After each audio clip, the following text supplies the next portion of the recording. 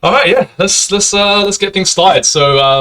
It's your boy JY, and this is like a new series I'm doing. I'm calling it Between the Rounds. So I'm going to be talking with pro Yu-Gi-Oh players and all kinds of people involved in the game. I'm planning to hopefully in the future even talk with cosplayers, other content creators, and yeah, see where it goes. Gonna try to make it a weekly thing. So this is the first episode, and we have a special guest here. We have Rico.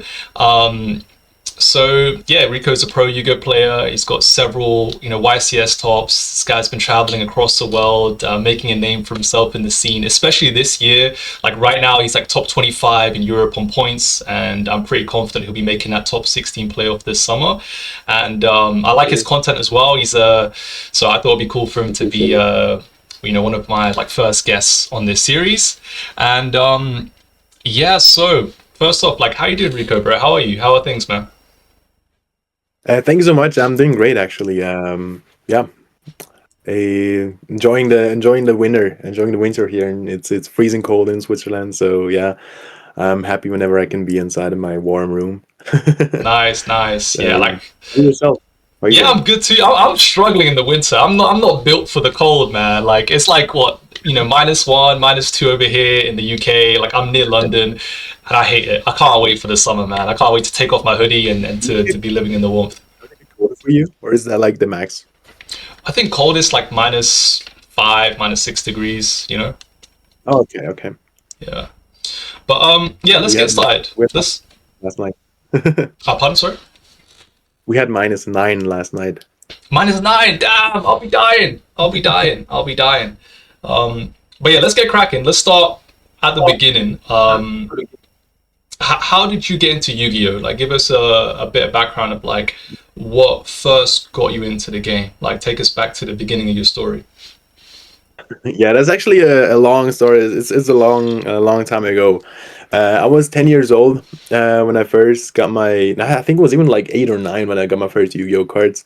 My older brother, he's 8 years older than me. He used to play, and he used to just play in school. Not really competitive, not no tournaments at all. He just collected the cards from watching the anime, I guess. So that was my first point of saw as like seeing the cards. So me and my childhood friend, we decided to go to GameStop and buy a deck. So I bought like the light and dark impulsor dragon, something like that, with the Eclipse Wyvern was in that deck. Nice. So I got that deck, and he got another deck. I don't remember what it actually was. And we just played against each other. I didn't never play with my brother. I played for the sake of him just beating me because he had his own rules. Um, and yeah, so I just kept playing with my friend, and it was all fun and games until I just started winning. And then he all of a sudden he said, "Yo, my neighbor goes to Yu-Gi-Oh tournaments. We should maybe play him someday." I'm like, "Yeah, I'm down for that. I want a new challenge." So I met him, and he played our Kuri deck, and oh my god, I was not believing my eyes what I saw, like spamming the monsters, special summoning from deck, like the fuck. So much was going on there. That was just setting a monster in pass. I was just not ready for it. So I was like, hold on, I actually got to go to start playing tournaments as well. So I went to my first locals. Met a very, very good friend of mine that is still one of my closest friends. See him almost every week. Still, yeah, he basically taught me playing the game. I met him at a tournament. He basically taught me playing the game. He gifted me so many cards. He gave me an X Saber core. It wasn't meta there. It wasn't really relevant X Saber, but it was just something. It was better than my structure deck, obviously. So yeah, I started playing X Saber. Started going to tournaments and so on and so forth, and just kept going. Never really played competitive. I didn't have the money at that young age to buy meta decks or something. The closest I had to a meta deck was a Necros when it released. I had two Brian decks and two Trishulas. No Valkyros. Had like no of the other good cards that were expensive because I was just not able to afford them.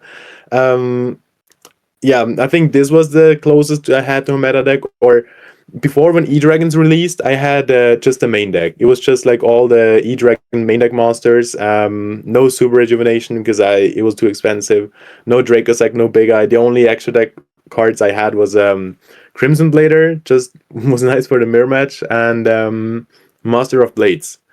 That was probably the first exceed I ever summoned. So yeah, I just kept playing locals. I was just going to locals and enjoyed it until some point. I had also had my years where I didn't play at all. I think 2018 toss format I barely played at all. 1920 I didn't really play, and I just got back 2022 if I can remember, right before these tier elements and Sprite. Yeah, Power of the Elements I think was it called, the set. Poetry, yeah. When that set got released, I printed out the cards before it got released. Printed out the cards so I Oh, can just play some. I wanted to take it more seriously, but then it didn't catch me first. So I didn't play that much.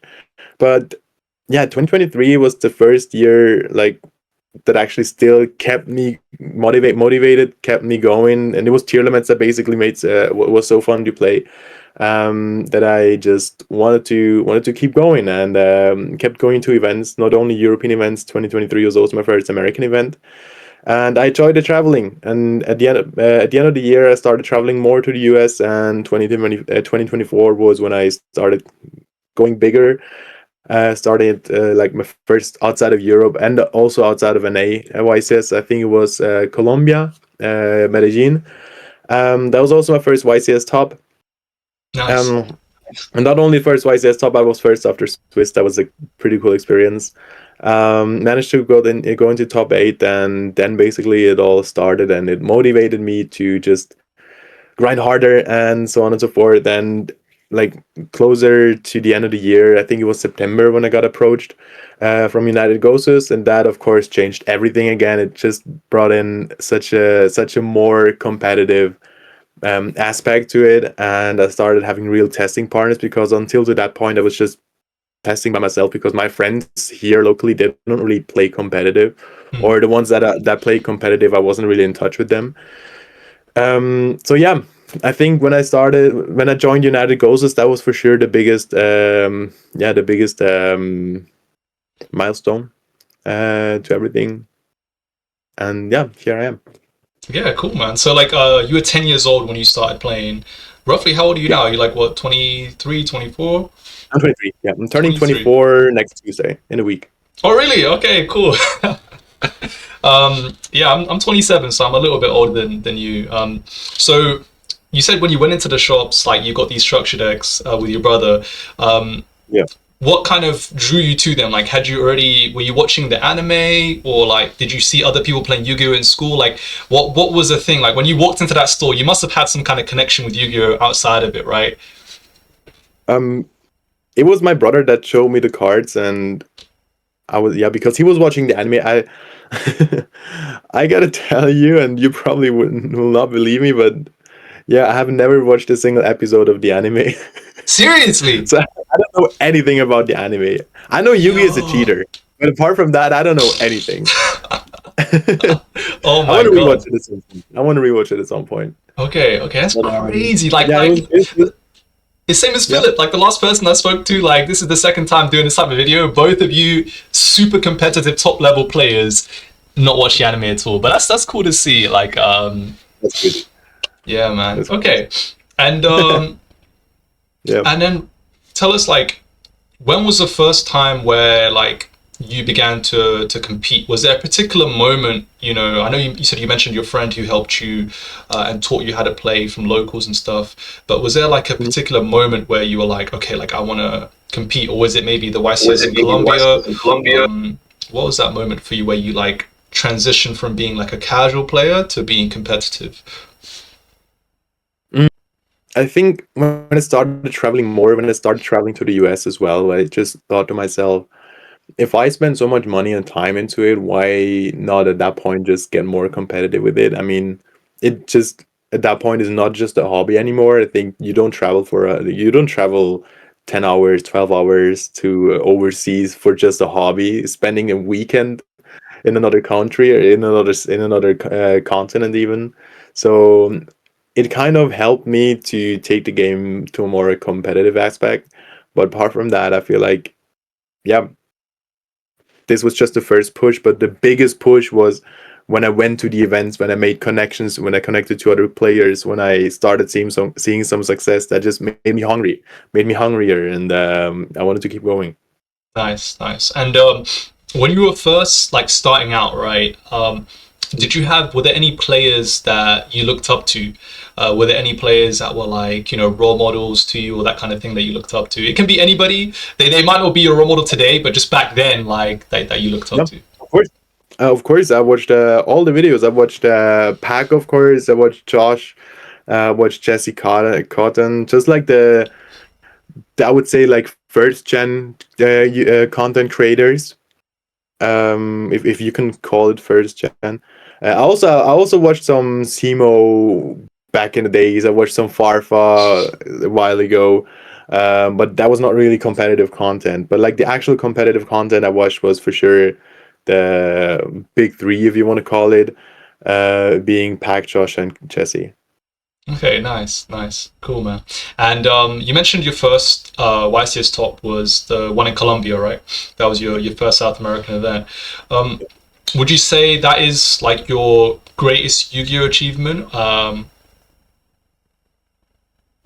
I think it definitely felt amazing just getting there, like finally seeing the success, finally having the top, because I tried so much and I really, really wanted it. Um, yeah, getting first after Swiss at my first YCS top was an amazing feeling, but not much after. At the second half of the year, it was November. I managed to get second place at YCS Guayaquil in Quito.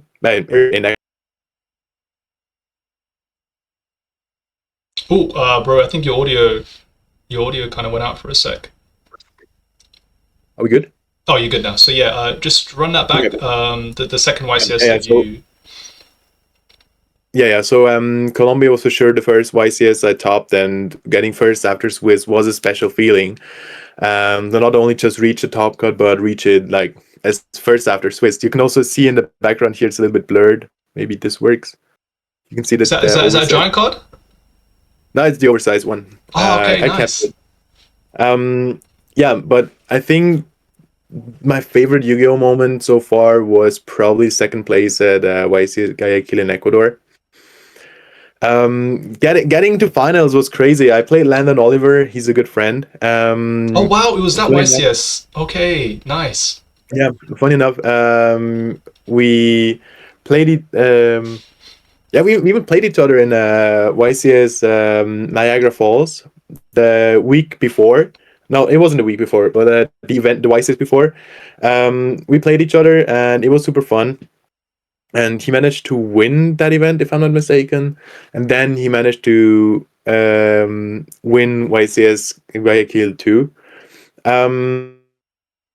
Into Top Cut, we were just talking with each other because Cool, bro. Going into Top again, Cut. Sorry, yeah, you cut out for a sec. Going into Top Cut, you guys were talking with each other.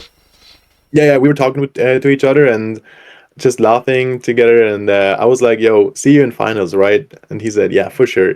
And then we actually met in finals, which was very, very fun, very crazy outcome of things. But unfortunately, I lost. I think, yeah, I'm pretty sure I misplayed game one. I still know exactly how the games went. It was a three-game match. He was playing Fire King Snake. I was playing Snake Akashtira, and I was so confident. I lost game one. I think, yeah, I'm pretty sure I dropped it. I should have or could have won. But I was also very nervous. I'm not gonna lie. I was just not playing my best Yu-Gi-Oh! Then it's very, very hard to play at that stage. Um, Game two, I made him start because the night before, from Saturday to Sunday, I discussed with some friends. Yo, actually, we can make Fire King start post side. So I made him start, and I won that game. And game Wow. three, he started again. So he started three out of three games in finals. And yeah, game three, he beat me. Damn, damn. Yeah, I mean, it's still an Yep. amazing achievement to make the finals of a YCS. Like, Yep. it's something that, not many people or not many players can say they've done. So I think you should still be proud of yourself. But eventually, you know, the It's rate that you're solid. going, like I'm sure like a win is in somewhere in your future. Yeah, I'm definitely pushing it. I that is also a reason why I travel that much. I'm chasing that ring. I want to be the first. Like we're now three Swiss players that made finals at the YCS, and I think five that made top four. And no Swiss Yu-Gi-Oh player has ever won a YCS or Wow. won a major event. And I want to be the first one, so I'm chasing that. Okay, let's go. Love to hear that. Love to hear that. Let's go. Um, okay, and so for looking forward to the future, like what are your like goals in 2026? You know, we just started the new year, so happy new year to everybody. You know, you mentioned you're chasing that ring, so you want to win. Tell us if you have any other kind of goals in the game. Of course, I have a lot of them. I definitely want to get my win this year. That's for sure. Apart from that, I want to. First, I thought I want to do 10 YCS tops, but I'm not sure how much I will be able to travel because of work. So I might not even be at like 10 YCSs. I'm not sure. So I just want to have a 70 or best case 80% of YCS tops. Um, Yep, I want to go to Worlds for sure. That's why I do the playoffs. I'm doing the run, and these three goals are the goals for this year and then next year. I mean, of course, I want to win Worlds. Like, yeah, I want to win Worlds. That is my final goal. But the first step is to get to Worlds, and yeah, then we'll see. Okay, awesome. And for people who are like trying to chase their first YCS top, right? And you know, traveling a lot, trying to compete. Like how many like YCSs did it take for you to finally reach that top cut in Colombia? Like how many YCSs did you play prior to that one? Many, actually many. I think it was 20 YCSs actually. 20. Wow. I think it was 20 YCS. I started going to YCS when I was like 13, 14, I think. Yeah, I was 14. Just with friends. I was just not playing a meta deck. I was just my parents paid for the trip. I Oh, was lucky enough to have parents that support me doing that. So yeah, I just traveled casually. Didn't take it serious. I didn't have the money for the decks, but I somehow got the money to travel. So the first, I would say 10 YCs for sure. I was not playing a tier one deck. But then going on further, I started putting more work and effort into it, but it just didn't work out. It was just missing something. Like I bubbled a lot. I bubbled like, or a day two, like three or four times before I had my first top. But yeah, finally, I made it. yeah, yeah, you have it there. I think it's one of those things where you have to persevere, you know, like going to 20 YCSs and finally that time you got first in Swiss and Colombia and then making it to top eight and then eventually, you know, another YCS later making it to the finals. It's just, it takes a lot. You just have to persevere, be consistent and keep trying. Absolutely. Yeah, now like, you know, speaking about, you know, perseverance and competing, what kind of like advice would you give to somebody who is trying to transition from being like a casual player, just playing to locals, maybe going to a regional once a year to becoming more competitive? What advice would you give them?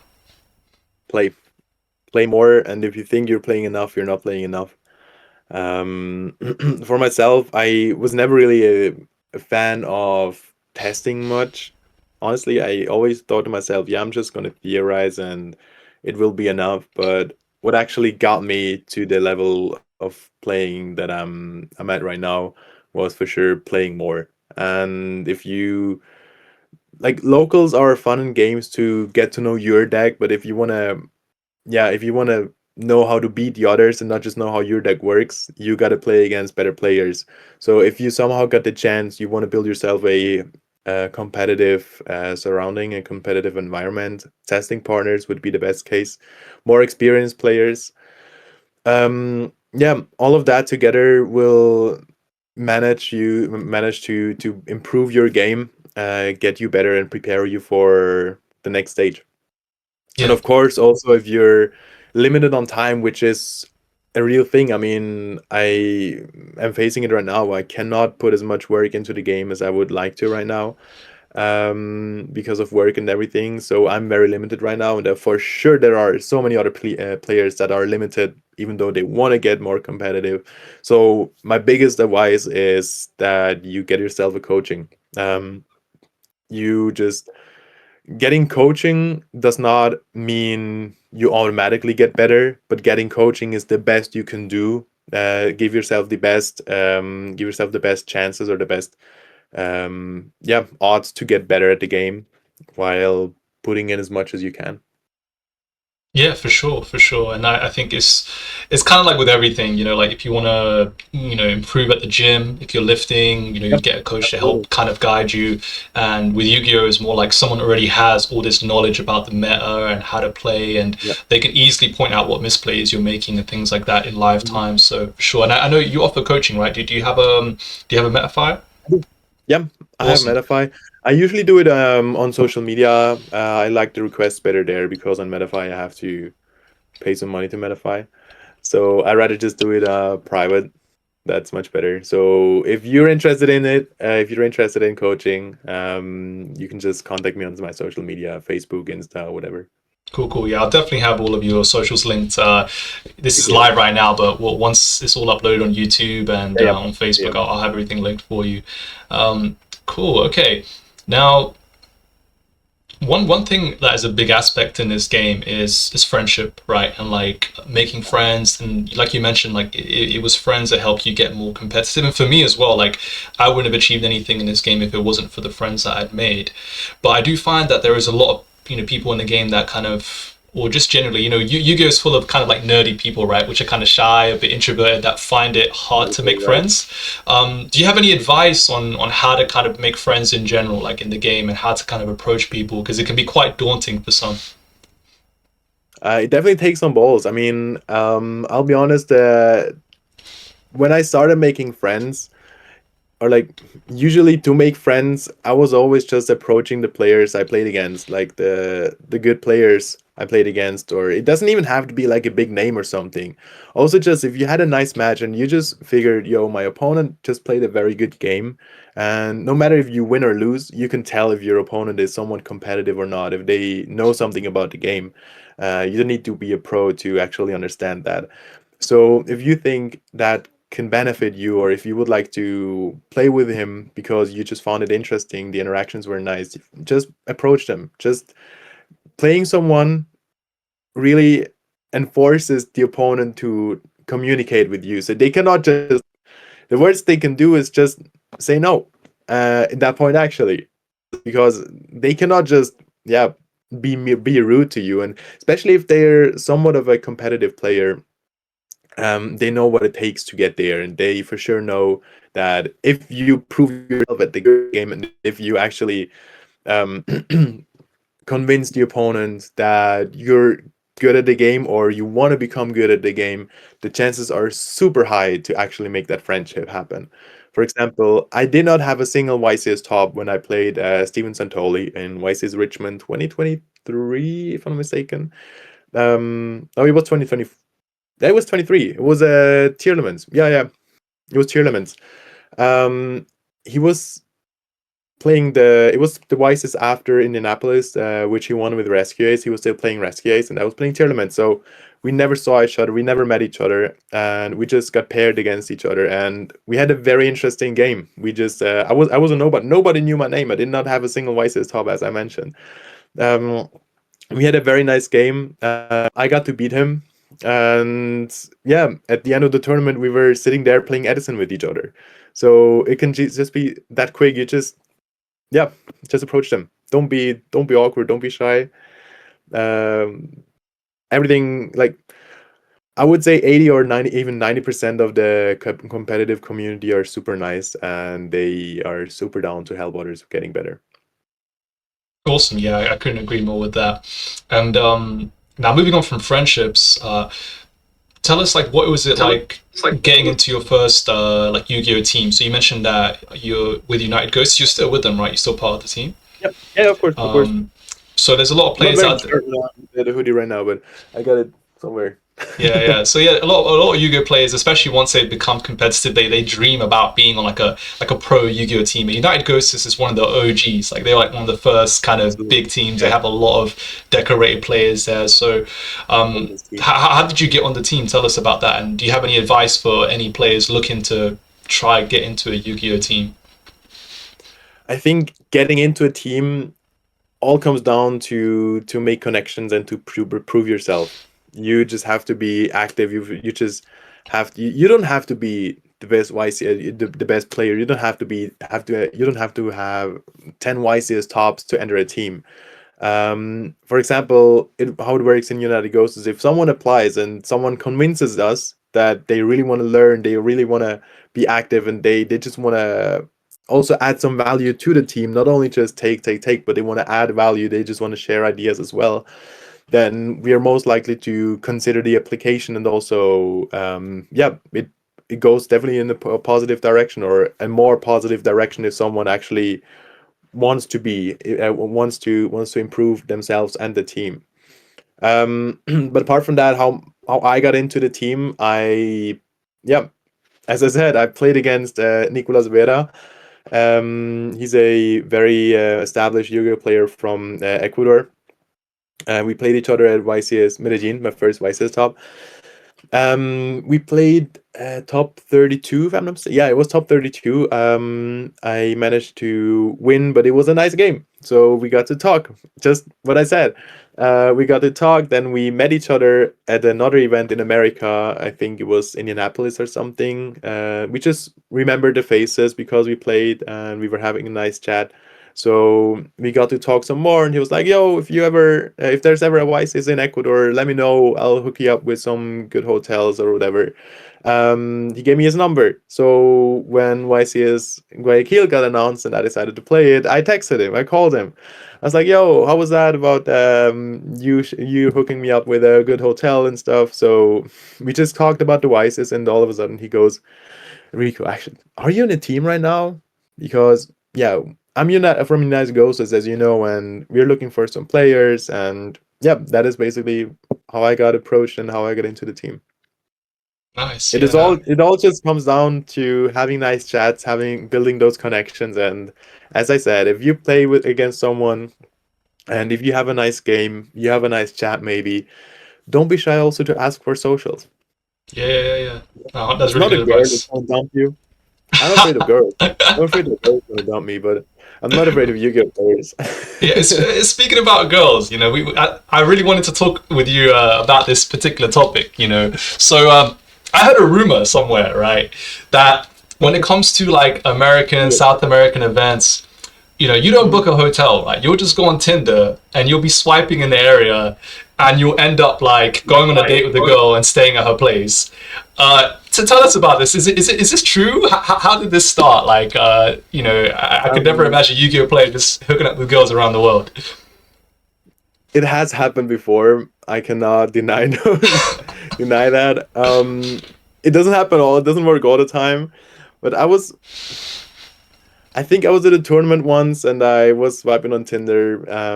Yeah, because I think I got person out. I usually travel alone. I just travel by myself. I'm the only Swiss player that actually travels that far, or the only European player almost that travels that far. So I just travel by myself, stay in the hotel by myself. So I easily get bored. So I was like, you know what? I don't go clubbing. I don't drink. I don't do parties or whatever. So I might as well just swipe a little bit on Tinder. Eventually, I met a nice girl or two, and we went out on a date, and then I thought to myself, Oh wait, bro, you cut out. You cut out. So you went on a date with a girl, and then yeah, yeah, you yeah, thought to yourself, yeah. I thought to myself, actually, it works very well. I think I got a little bit of a bonus. I think Swiss people are somewhat, yeah, they have a little Swiss bonus or European bonus, especially in South America. I thought, wouldn't it actually work that I can just save a hotel and maybe, yeah, find another way to spend my nights? It worked once or twice. But yeah, I'm not relying on it, of course. I mean, yeah, sometimes I do, but I also have to see if I'm at. The thing is, I can only do that as long as I'm single. I'm a very loyal person, so yeah. I got a girlfriend. This will for sure not happen anymore. But I'm single for 5 years now, so I had quite some time to enjoy that. Okay, so you see, if that was to any ladies listening, that he's a loyal guy, right? He's not. There are some listening. I shared the Yeah. link. I Oh, shared that's your link. good. Okay, Check okay, it okay. out. Okay. All right. So on the same topic, yeah. Like, all right. There's a YTS in I don't know South America or in California or wherever, right? In America, and you're swiping. You match with a girl, yeah. What's the opening line? Give us what's the opening line here? You know what? Actually, before I just drop all that, I thought about doing a Tinder masterclass. Yeah, yeah, I haven't started yet. I'll be honest, but I'm very strongly thinking about it. Since it's been, yeah, trying to be humble. It's been working, but it's been working pretty good lately. Um, so yeah, why not as well just help out some Yu-Gi-Oh players get into bro, the game? that would be funny, and I think a lot of Yu-Gi-Oh players will benefit from that, helping them, like improve their interaction with the ladies. I think they need that. Like, the masterclass step one: use deodorant. All right, so tell us what's the you match with a cute girl. What's the opening line? What are you gonna message? What are you gonna say? It depends. I try to be unique. I don't just want to never approach them with the hey, how are you? Because everybody does that. So you gotta somehow, yeah, be unique. And if you find something, a similarity on the profile, that's great already. I mean, you just go ahead and you just get into that topic. If they like anime and you're a Yu-Gi-Oh player and anime nerd, that's great. They're gonna love it. They ladies love nerds.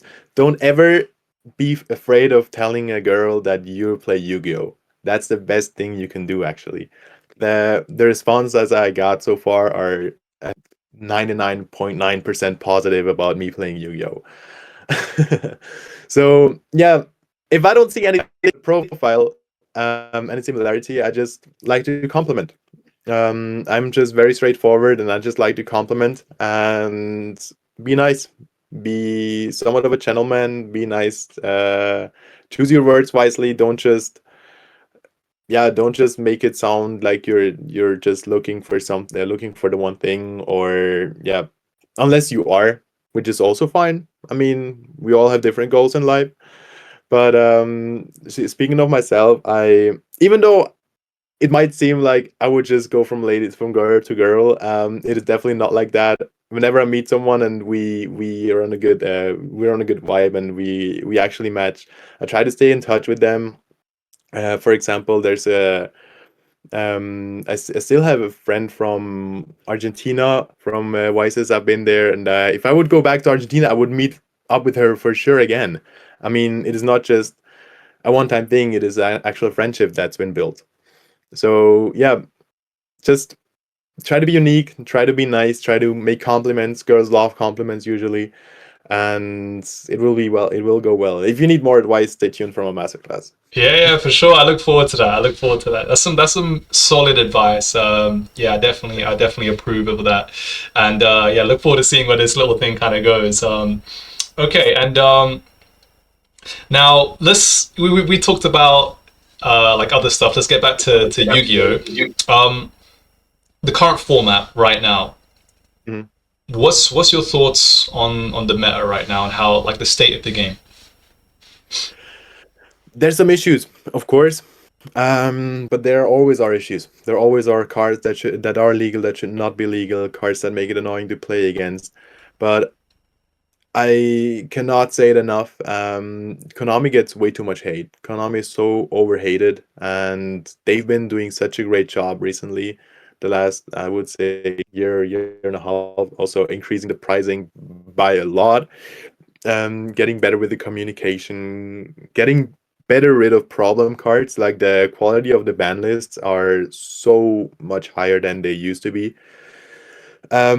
Just making it making better products. But yeah, they also have some issues, like the product thing. For example, Justice Hunter was a great product. But there's other products like Burst Protocol, I think, was it called, or no, that was the new one. Phantom of Revenge, the Heka hands. Yeah, Phantom Revenge. Yeah. Yeah, that was kind of cringe. But yeah, just there's always problems. But I feel like if you love the game, you find a way to enjoy it. And I had so many friends saying, "Yo, I don't like the game. This is the problem." Yeah, I hate I hate the way Konami deals with it. But at the end of the day, if you really like to enjoy the game, you will learn to like it no matter what the current meta is, no matter what the current format is. And there's always a way to be better than the opponent. It is never only luck. Of course, there are some formats that are more skillful and less skillful. For example, if you compare a Draco Tail mirror match with a Yamimitsu mirror match, these are two different words of yeah, interaction and how fun they are to play against each other. But at the end of the day, you know the decks that are out there, you know the decks you got to prepare for. And if you choose the right deck and choose the right non-engine and build the deck correctly and know how to play it and know all the interactions, you should never just rely on luck. You can rely on skill in almost every format. Yeah, no, I definitely agree with you. And Konami is definitely a bit overhated, and they're doing what they can to move things in the right direction and help the game grow. And speaking about problem cards, like what cards do you think should be banned right now? Yeah, I think we all just agree on some cards. I think for sure Herald of the Arclight has to go. Just those, it is way too accessible. Also with the new hand trap that's gonna release in a couple months, the hand trap that dumps synchro monsters, that's just way too broken. Being a hand trap while searching in Habakiri should never be legal. Yeah, I mean, other than that, I think if all the current decks just get a little slap on the wrist, um, they should be in a good spot. Like, you don't have to destroy Yummy, you don't have to destroy K9 or Draco Tail or Malice even. I mean, I'm fine if they get rid of Malice. I really enjoy playing Malice. I'm a big Malice fan, or like I learned to be a big Malice fan, but I'm still also fine if they get rid of Malice because they're for sure another deck that's fun to play. But yeah, other than that, I've figured out some ways how to still play with Malice, even though they would ban either Ransom or Binder or Dormouse. So yeah, it still works. It's just not as strong anymore, and that's fine. I mean, if the general power level goes down and they release the new products and they are better, like Elven Notes, I haven't looked into it yet, but I heard some big hype around it, or the the Albas pile that's gonna be around. They seem to be very good, or the new Magistus cards for Draco Tail, they also seem to be very strong and interesting. So there's a lot to come. So if they just put the power level down of the current format of the current decks, I think we're fine in the format. Cool, cool. And is Archon it Heralds, I is don't it know. I just always I'm a big hater of Floodgate, so yeah, I like to interact with the games, and putting the floodgates to one works to some extent, but they still are there. So I never will hate if they ban floodgates. So anti spell goes on match rivalry. There can be only one skill drain. They can get rid of all of them. I don't mind. I'm in agreement. Those like one-offs, they should just not Yeah, exist because like sure your opponent's not going to draw them every time, but then like when they do, you lose, and it just adds this level of like absolutely. variance, which it's just Yeah, yeah, it makes it very hard to like it doesn't make it fair. I'd rather a absolutely. card be at 3 or 0. Like I don't like these like limits, especially for super broken cards. So yeah, I couldn't agree Yeah, more with that. yeah. Yeah, Um, you can do consistency stuff with the limits, but with the floodgates, it's just super annoying. For sure. Now, speaking about cards we want banned, are there any cards that you want off the list that are like limited, banned, that you think should come off? I'm kind of forced to say original Sinful Spoil. Okay. But I don't know if the game will go in a good direction if it comes back. I would love it. I mean, I'm one of the biggest Snake Guy enjoyers out there. I'm not even sure how big of a problem it would be. I think it definitely will be very strong because we still have Yummy and they will not destroy Yummy. And yeah, but all the broken cards that Snake Eye can access in their end board, they are banned anyways, like Baron, Apalooza, Savage, everything's gone anyway. So it's for sure nice, but it's not omni negates. And if a deck does not provide omni negates, I feel like it's more easy to play into a board. Apart from original Sinful Spoilers, there are so many cards that could get off the ban list, like so many cards that don't need to be banned. For example, Electromite is a good example. Electromite would not do shit, I think. I mean, put it to three, I don't mind it. Yeah. We make Triff happy. Hey, Penbet's deck. Shout out Trip. Shout out Trip. Okay. Okay. Um. Apart from that, I'm not. Oh, you went out. You went out, bro. Apart from that, your That, audio. I don't really predict on what the ban list can bring or rely on that too much because Konami sometimes does irrational things and takes irrational decisions. So I don't not just want to waste my time trying to picture a situation if it's not gonna happen. But yeah, for example, there are some scenarios where you kind of know that cards are gonna go and you can prepare yourself to some extent. But yeah, I'm not a real overthinker when it comes to the ban list. I just let it happen, and I will find a way to love the game anyways. I don't love the decks. I love the game. Yeah, yeah. That's a really good mindset to have. Um. Would you say Snake Eyes is your favorite deck? Like, what is your favorite Yu-Gi-Oh deck? I think I gotta say Snake Eyes. I think I have like three big favorite decks. Like it's been Snake Eyes. Before that it's been Tier Elements. I played Tier Elements for so long. And before that, I was a big Sword Soul enjoyer. I played it for as long as I could. Yeah, I think these three decks are for sure my top decks. I love Malice. I learned to love Malice, but it will probably never reach the level of love I have for Snake Eye, Tournaments, and Sword. Nice, nice, cool. Now, look into the future. So we got Burst Protocol coming out in February, and that's going to be a big like meta shifting set. What are your thoughts about it? Are there any like decks you're looking forward to, or any particular cards you're looking forward to playing? I'm gonna be interested in about that Albus pile. I'm not sure. Like I don't know too much about the set honestly. Usually I don't prepare myself too much in advance.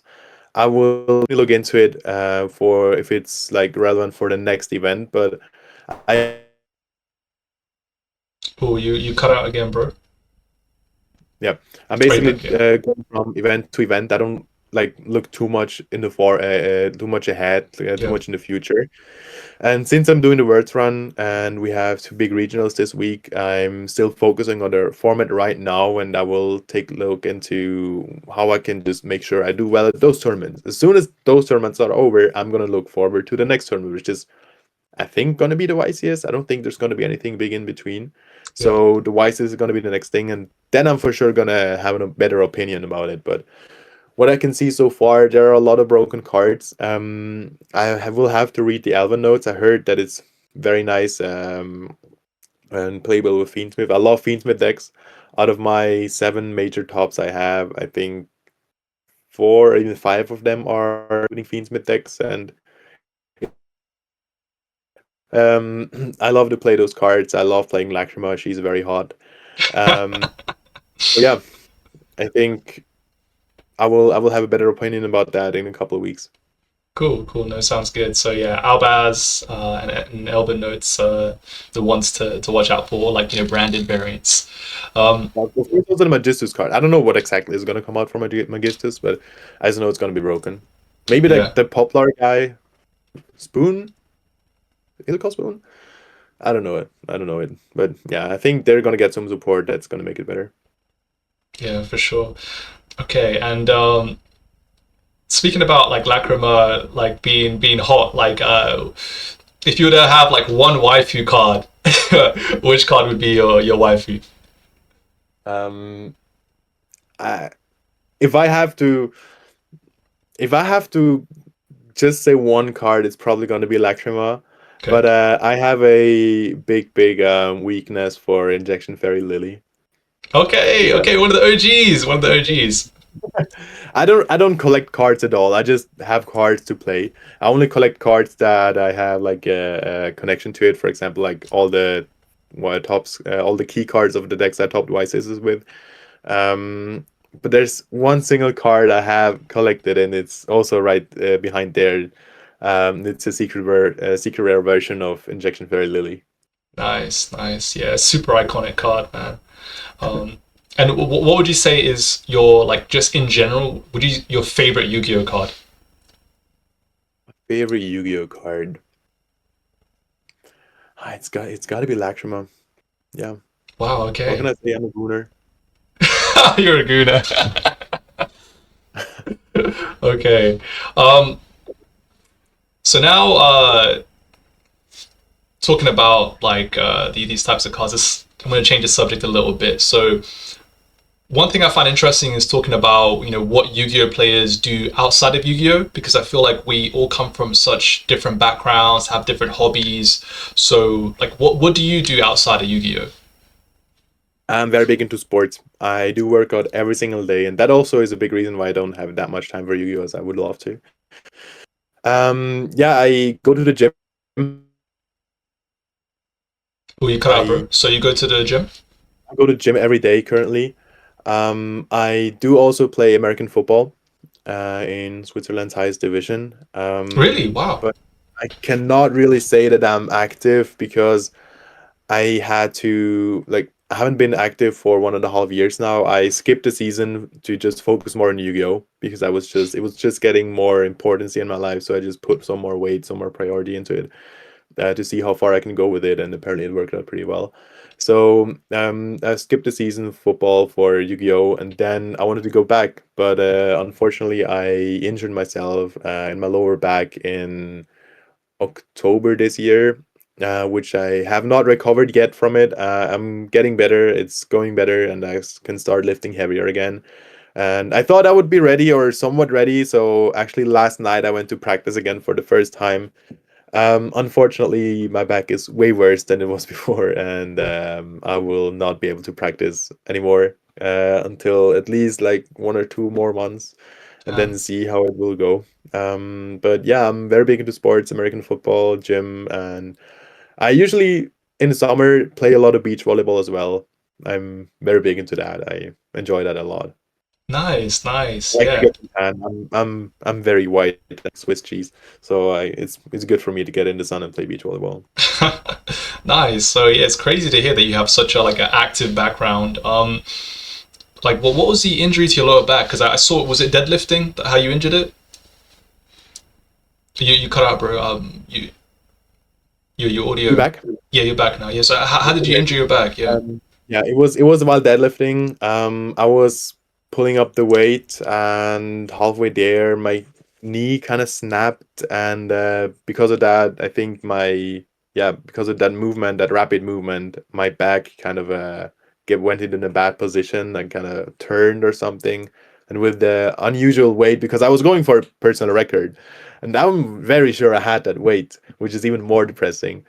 So yeah, I think my back just went into the wrong way, and then it kind of tore a muscle. I don't know what exactly happened. The dog gave me a diagnose. Yeah, the dog told me what it was, but I don't lumbalgia. I don't know what it's called in English exactly. But it's something you have in your lower back. But that usually takes 2 weeks to heal, to completely heal. So we're now 10 weeks. Yeah, it's been 10 weeks ago. So I actually talked to my doctor yesterday, and we'll talk to him again tomorrow most likely to figure out what it actually was. Because yeah, it doesn't, I don't only struggle physically with it, but I also struggle mentally with it. My football season is 2.5 months away, and I cannot just expect to get playtime at all if I just haven't been to practice for 2 years and then I just come back. I might have a better body. I'm for sure I'm more fit than I've been 2 years ago. when it comes to my physique. But I'm missing the technique, and football is a very, very, very technical sport. It just doesn't work, or it's just not enough to only have the body. You need to know what you're doing with it. As in, I think almost every sport though. So yeah, it's kind of a rough state I'm in right now when it comes to sports. Yeah, no, I'm sorry to hear that, But and yeah, I'll hope. fight as hard as I can. I'll try to be as strong as I can, and we'll be back for sure. 100%. Yeah, we look forward to seeing that. And yeah, I see someone mentioned in the comments about deadlifting. Like for me, I enjoy deadlifts. I don't really lift super heavy, but I've seen a lot online in like the fitness kind of sphere that people say deadlifts are not worth the risk. What do you think about that? Do you think deadlifts are worth the risk of injury? What are your thoughts on doing deadlifts? I'm big on squats, but I barely deadlift, honestly. I just do it for my ego. I just like to lift a lot of weight, and I every now and then just prove myself that I'm still able to do it, even though I don't train it. But maybe also that's the reason why I kind of fucked it up. But yeah, deadlifts are a very, very complicated exercise, and you have to be super careful with it. But I think it's one of the few exercises that train the entire body in a way no other exercise does. So you just train everything, and you just you put your body under such a stress that helps you for sure boost your athletic performance. Okay, so would you say it's worth it? No. Actually, no. No, there's better ways to train. Okay. It is a nice exercise, but it's not worth the risk. Or if you do it, just focus more on going maybe more explosive on reps than going high on weight. Okay. Okay. Fair enough. And do you have any like physique goals? Like I know you're quite a built guy. You got a big stature as well. You're quite tall. Like, do what's your physique goals if you have any? Um, Honestly, my physique goal is not just having the body, having the six pack or whatever. I would love to have a six pack, but I enjoy chocolate and sweets way too much for that. I'll make it, but yeah, not right now. Um, my I don't really set myself a physique goal. It is more about my performance. I'm much more focused on performance, on athleticism than on numbers or physique. But if you ask me like that, I for sure admire some physiques out there. For example, like I follow Shizzy, if you know him. Shizzy. He's an American bodybuilder. He's got a crazy physique, very unique physique. Yeah, very, very aesthetically pleasing. But yeah, I also watch some bodybuilding every now and then, like the big guys going like crushing it out there. But I don't want to like. I'm not chasing that at all. It does not boost my performance. Like it's actually not that good for my performance if I just build the muscle. I don't train a hypertrophy. I just focus on max weight, speed, and explosiveness. Okay. So yeah, I don't really have a physique goal when it comes to that. I'm just more focused on athleticism.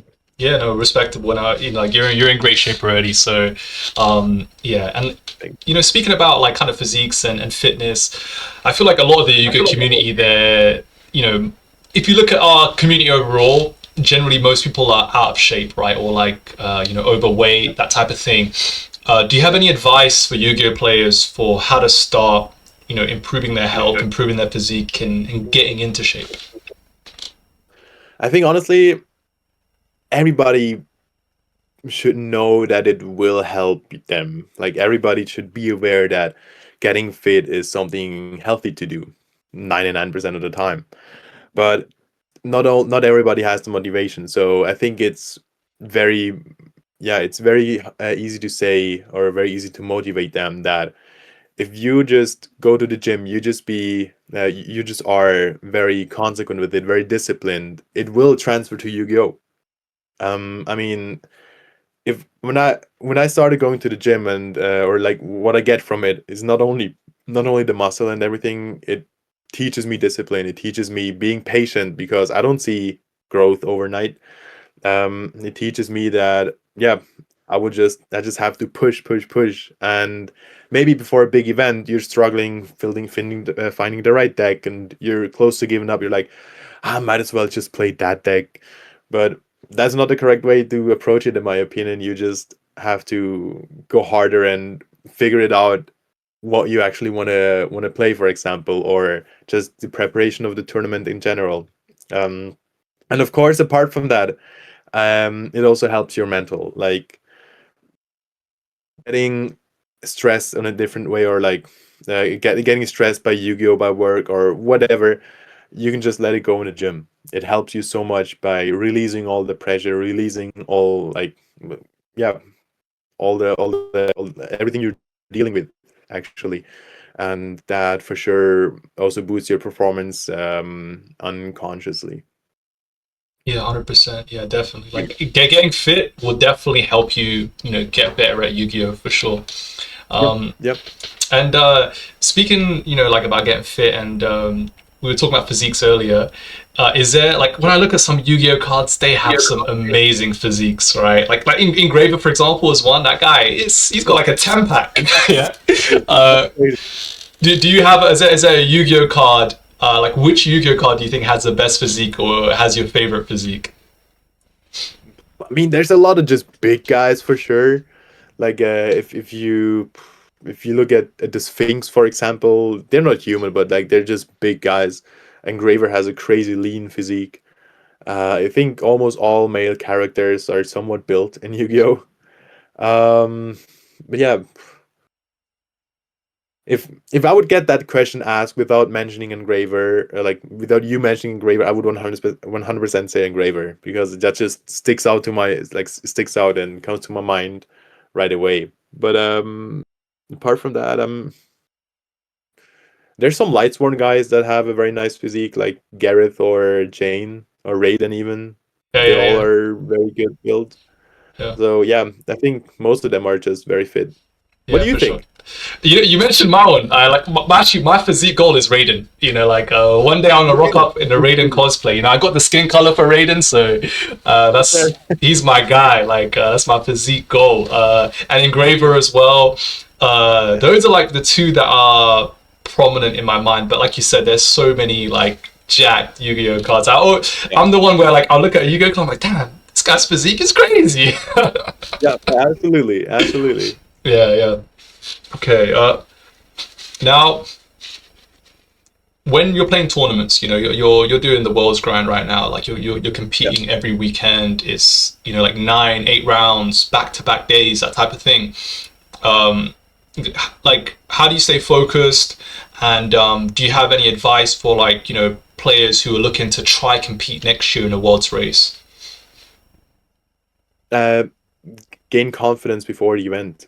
Um, there for sure are some events when I'm just freestyling because yeah, I just didn't have the time to prep for it, or I was just actually not figuring it out until the date of the event, and I would just had to submit the deck list before, yeah, before I was getting comfortable with a certain pick.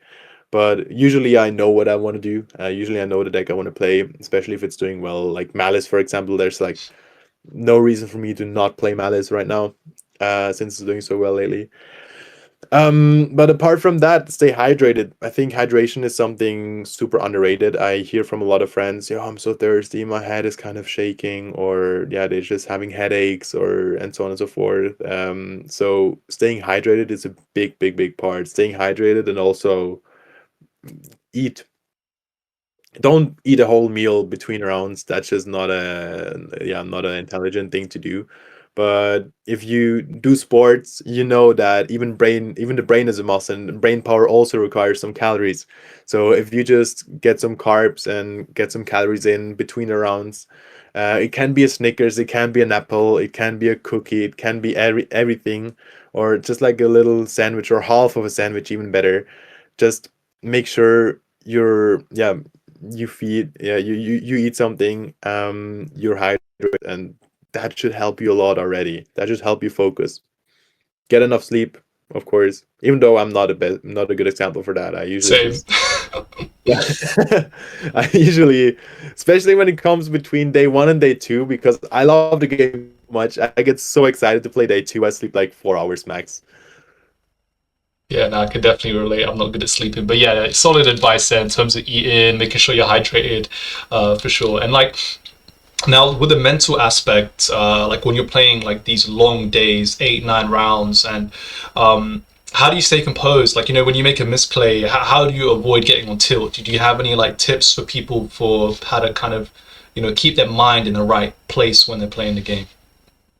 I would love to show it right now. There's actually a speak of Roger Federer. Do you know him? Very The famous tennis tennis player. player. Okay. Yeah. There's a speech of him that basically changed my view of my point of view into that. I used to watch it before every tournament, before every day. Is it even if it's day one or day two? I just watched it. It just is pure motivation. It is pure. Yeah, the core. What he's saying in there is basically, um, if you play like converting into tennis, if you play a point, it is the most important point of your life right now. But if the point is over, it's over. Like you cannot change it.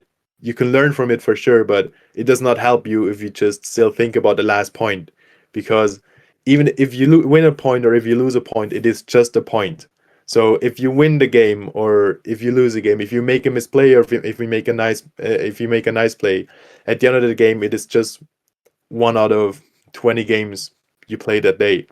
So if you win it or if you lose it, just focus on the next point, focus on the next game. If you made a mistake last round and it made you lose, you can't change it anymore. Of course, it's annoying, but if you really want to, you will get your mind together and just focus on the next round, because the next round is going to be the most important round of the day. And once that is over, it was just a round, and the next round is going to be the most important round. So this is what helped me so much. Also, not crushing my head over misplays I made. And I think when I just found that, I would call it even peace to some extent, just to accept my misplays, just to accept that I'm not perfect, because of course I have doubts. Of course I have struggles sometimes. Of course I'm like, damn it, I should have known that.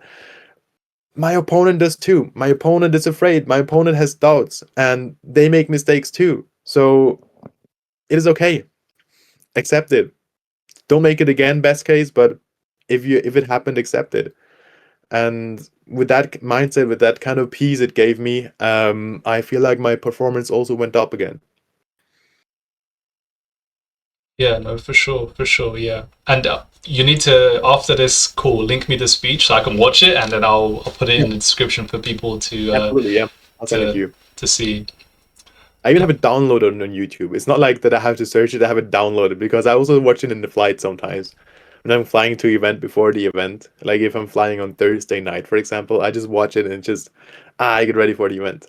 Nice, nice. Yeah, that's cool. That's really cool to hear. And one thing I was curious about is that you have like tattoos. Like you have your fingernails painted, for example. You have a very like alternative kind of look. You have your kind of unique kind of style. What kind of Yep, inspired that style? Tell us about that. that's hard to say. Um, I never really had an inspiration of one single person.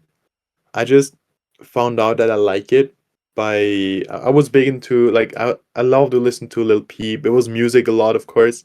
I was getting into fashion once I had the funds to also like buy some designer clothes as well.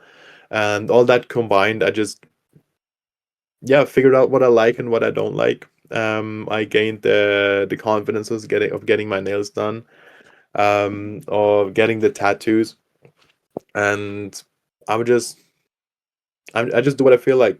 Like it can be that like right now I enjoy wearing black. Like I usually just wear a lot of black because I just feel like it suits me, and I that's been the case for almost a year now. But if you look back 2 or 3 years ago, I was trying to be as colorful as I can. So it always changes, but from what I am liking right now, and what I feel like it also just kind of developed all the different styles to what I'm at right where I'm at right now. It really is just being confident in what you do, and don't try to prove yourself to anyone. Don't be afraid of expressing yourself. Like, who are you doing for it for? Do you do it for yourself, or do you do it for the others? I do it for the girls. No, just kidding. Um, I do it for myself, of course, and by realizing that, it gained me so much confidence, and I just couldn't care less about the opinion of others. Yeah, no, that's really cool. Like, well, for RIP Lil Peep as well. And Yeah, I have a where did tattoo you here. do you? Okay. Yeah, you can see a Ah, lot. sweet man. Yeah, yeah, yeah. Like, where did you get this confidence from? I feel like a lot of people they want to express themselves, and but they don't have that confidence to kind of pave their own way and try something different and be different. Where'd you get this confidence from to just express yourself and be who you are? Um, it's for sure maturing, I think. Being like accepting who you are, and being fine with it. I was by myself so much while traveling all these events. Like as I mentioned earlier, I usually travel my events all by myself, even if it takes me that I traveled to Sydney twice just by myself. And that was like a 25-hour flight, an entire weekend there, or like an entire week there, and then of course fly back home again completely by myself. And spending that much time with you, you're kind of forced to overthink. You're kind of forced to think about like yourself, everything in life. And by giving me that time, and yeah, those thoughts, that for sure helped me gain that confidence in realizing that it's not that deep. At the end of the day, it's not that deep. If somebody, even on my videos, sometimes somebody comments like, "Oh, look at his nails, he's so gay." Not my thing. If they're intimidated by some color on my nails, I don't know. Yeah, and also therapy. I went into therapy a couple years ago, and that for sure helped me as well. Um, like it, I feel like that was the rescue ring I needed to get out of it, or like to hold on to, and now it's just like I'm growing out of it. I'm just who I am right now. And as I said, I just don't think it's that deep. If Yeah. anybody doesn't like me. Yeah, yeah, no, that's really cool to hear. Like, and I'm glad that you found your confidence and you are who you are now. You're free to express yourself because I think that's really cool. And speaking about therapy, thank you for sharing that too. Like, I went to therapy, a couple of years back. I was dealing with like binge eating disorder and like a lot of kind of like mental issues, and that helped me a lot. Do you mind sharing like what like you were going through at the time and how you managed to overcome it? It was a lot about the fear of being alone. I was in my during my time in school, I was bullied a lot, and that was also the reason why Yu-Gi-Oh was so important to me. Didn't really have a lot of friends. I had like one friend because my parents were friends with his parents, so basically we were forced friends. It was the one friend that I bought structure decks with. So yeah, apart from him, we did not really have any, like, I did not really have any friends. My brother was way older than me. I was, of course, privileged being in my parents' home. My parents have a nice work, but it also comes with some costs. Like my dad did not really have a lot of time for me. Neither did my mom too much. So I was like by myself a lot, and I was just actually sitting there because I was started enjoying Yu-Gi-Oh. I was just sitting there with two playmats, and I was just playing against myself like the chess players do sometimes. Um, Wednesday afternoon, we were like in elementary and middle school. We did not have any school, so we were off. So Wednesday afternoons, I was just spending playing against myself. And finally, eventually, I started getting some respect at locals and you from the Yu-Gi-Oh community by seeing some results like winning locals or whatever, like being 12 years old, beating 20-year-olds or something. That of course earned some respect, and it was just starting to become a safe haven. And I still think that this lack of love was leaving some scars, of course, and I was never really able to cope with it too much. So that was one of the main reasons why I went to therapy. One of the main things I was struggling a lot with, I think. But it led me to, like, it made me also, of course, being who I am right now. I would consider myself a very loving person. I have so much love to give. Yeah, I think that also comes because I just don't want anyone to feel not loved. So I just like giving. I just like giving a lot. I don't really expect in return. Of course, I appreciate it, but I don't expect it. And yeah, I think that was also possible due to therapy. Oh yeah, no, it's really nice to hear, and I'm glad that you are in the place you are now, where you're the one giving the love out to everybody, and I can definitely relate a lot to that. Yeah. Nice, cool, and for anyone out there who might be going through some kind of issues and is considering therapy but is a bit too afraid to do it, do you have any advice for them?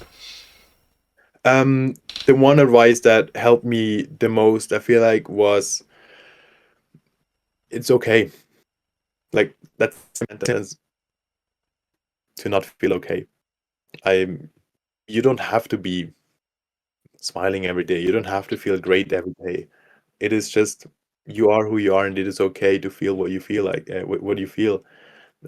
As long as you just don't try to hide, like don't try to fight it. Like there's no reason to fight. There's no real reason to fight what you feel like. It is just giving it space, making it part of you helps you so much to overcome it. That is what my therapist what my therapist told me, and what helped me so much of getting over it. You can decide what you do with your time. You have your 24 hours, and you can decide what you do with those 24 hours. For example, I was struggling a lot because, as I said, I don't drink. I never had a single sip of a single sip of alcohol. I don't smoke. I don't do drugs. I don't go to party. Nothing. And of course, there's been times where all the people I knew were doing that. All the people I knew were going to parties, were going to clubs. Even nowadays, sometimes they do. Realizing I can choose how I spend my 24 hours. I kind of figured that I don't have to be sad that I'm not gonna go with them. I don't have to struggle or be sad because I'm just gonna miss out. Um, I can just do my own thing, like go to the gym, go work out, do something I feel like is much more important to me than going clubbing right now. So yeah, um, give it space, accept it, and never forget it's okay.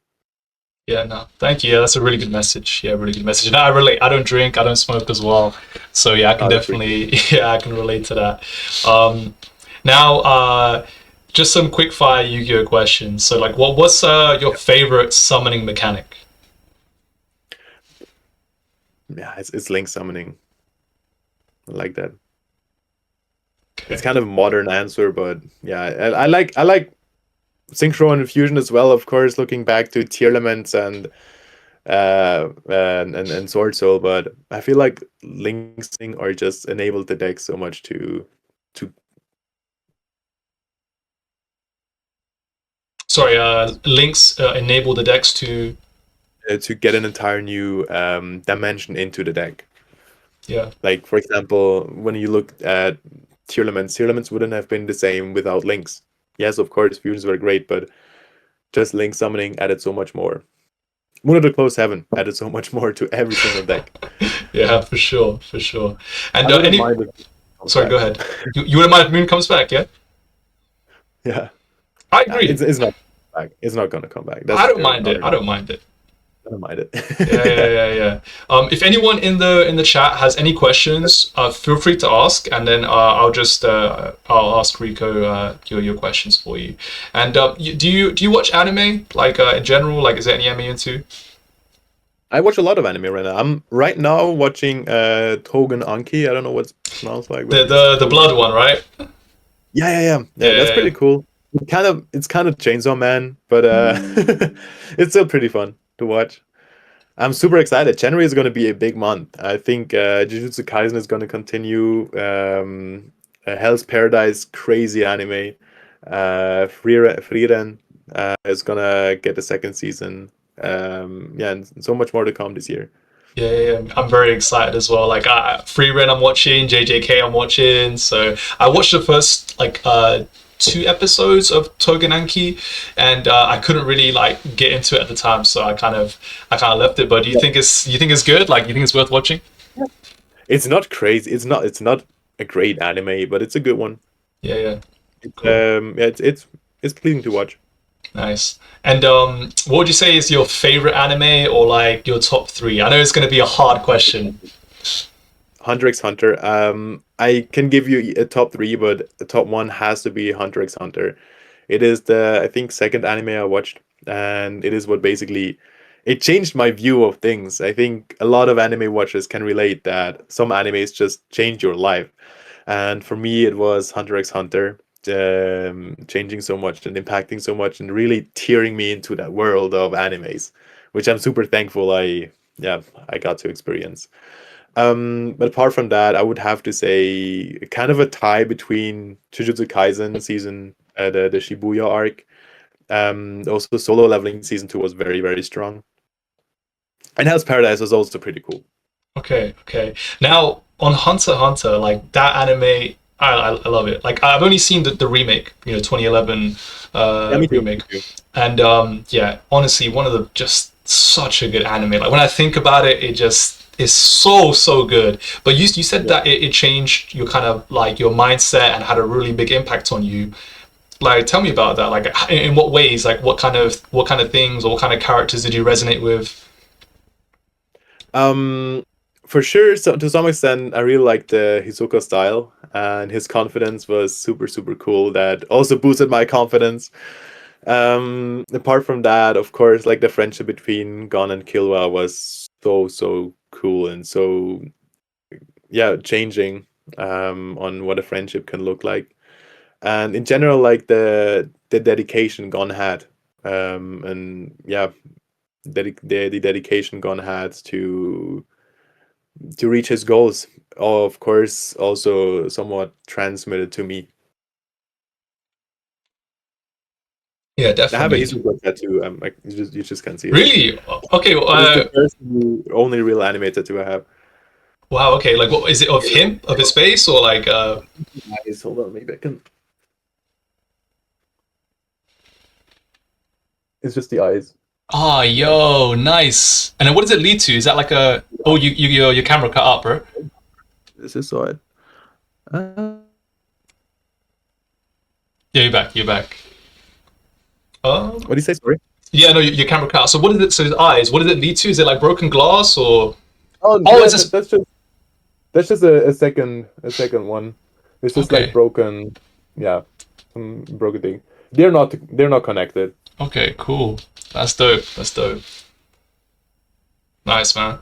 And trying to think of my next question, but uh, yeah, I think this is a good place to wrap up. Of course. It's been really nice. It's been really nice talking, guys. Let me know what you think about the like my little between the rounds chat, and if you have any questions that you want me to ask players or any people that you want featured, let me know in the comments. And then yeah, Rico, did you have any like kind of shout outs you want to give or any kind of like final things you want to say before we close out the show? Thank you so much for giving me the opportunity to speak on a different community than my own. It's always a pleasure. Thank you for the invitation. Of course, I got to shout out my team. I think without the team here, shout out to all the people I met through the journey.